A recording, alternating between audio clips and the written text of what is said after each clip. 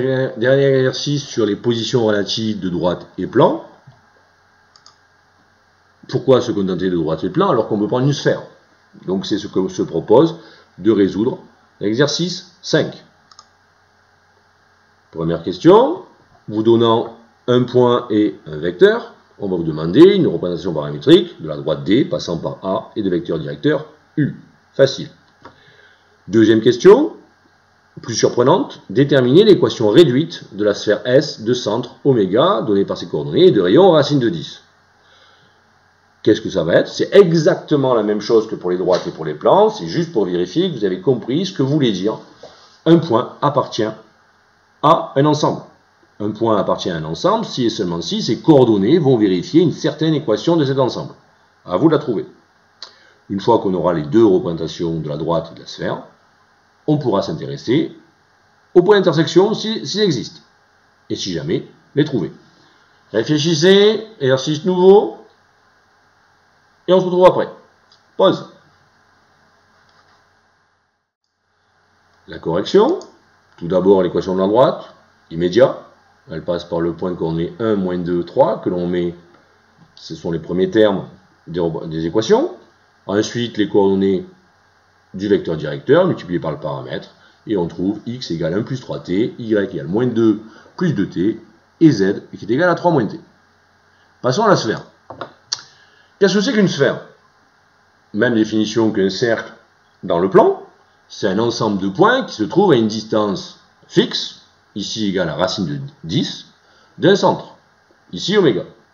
Donc, quelle est la définition de l'ensemble de points défini par une sphère?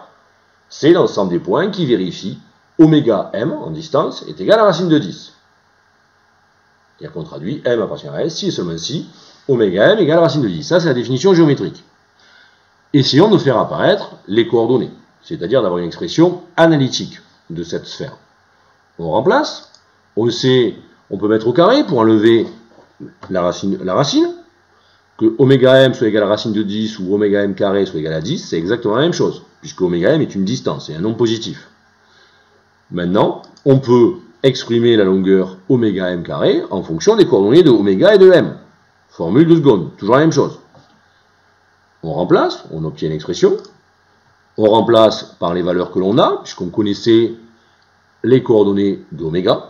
Et on obtient 1 moins x carré plus moins 1 moins y carré plus 2 moins z au carré est égal à 10. Ce qu'on appelle l'équation réduite de S, ou forme de Gauss. On verra ça plus tard. Que va-t-on faire? On va développer exceptionnellement. Donc en développant les carrés, en n'oubliant pas les doubles produits. Et en rassemblant, on trouve x carré, y carré, z carré, qui sont les carrés des termes du dessus. Les moins 2x plus 2y moins 4z apparaissent en calculant les doubles produits.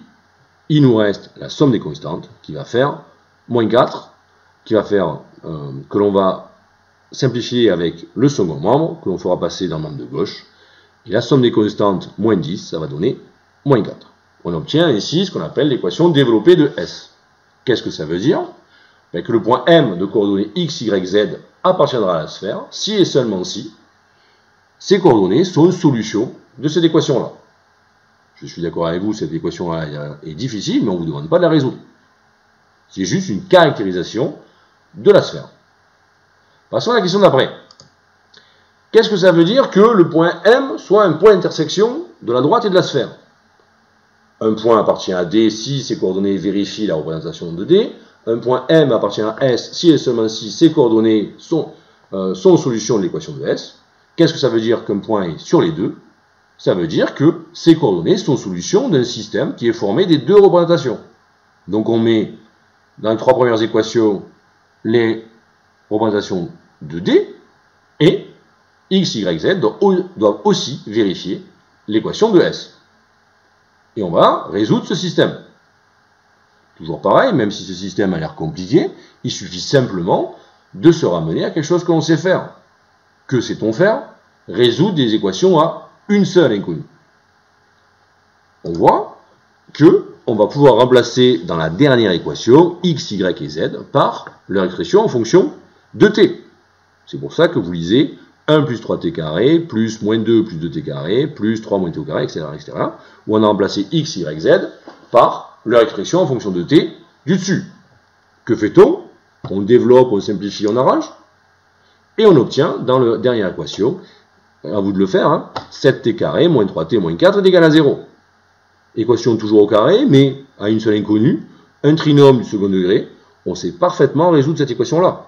Et on va trouver combien d'intersections, combien de solutions, de racines? 2. La première est facile à trouver, c'est 1. Ensuite, en regardant la constante, on trouve facilement que la deuxième, c'est moins 4 septièmes. Si vous préférez le faire avec le discriminant, pas de souci, c'est juste un peu plus long. On a donc deux valeurs du paramètre. À chacun de ces valeurs de paramètres, on va correspondre un point. Donc, pour t égale 1, on trouve m1 de coordonnées 4, 0, 2, en remplaçant t par 1 dans les expressions de la droite D.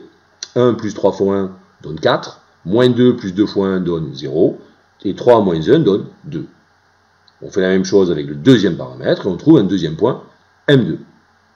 Ces points m1 et m2 sont tels que leurs coordonnées vérifient à la fois la droite D, les équations de la droite D, et celles de la sphère S. C'est-à-dire que ces deux points appartiennent à la fois à la droite et à la sphère. Ce sont les points d'intersection. Donc la droite et la sphère se coupent donc en ces deux points-là. Est-ce que c'est logique? Imaginez une orange, prenez par exemple une aiguille à tricoter et transpercez l'orange. Vous voyez bien que l'aiguille à tricoter va traverser l'écorce de l'orange en deux points. Le point d'entrée et le point de sortie. Ben, ce seront les points M1 et M2. Alors ne pensez pas toujours qu'une droite et une sphère sont séquentes, parce qu'une sphère c'est quand même petit, c'est même borné, compact. Il y a plus de chances qu'une droite passe à côté de la sphère et que vous loupiez l'orage. D'accord? Donc ici on avait une droite et une sphère qui étaient séquentes. Il est très logique qu'elles se coupent en deux points. L'exercice ne vous le demande pas, mais ce serait une bonne chose de vous demander quelle pourrait être l'intersection entre la sphère et un plan. Même chose, plusieurs cas. Je vous laisse faire, et si vous voulez m'envoyer la correction par mail, je prends. En attendant, je vous remercie.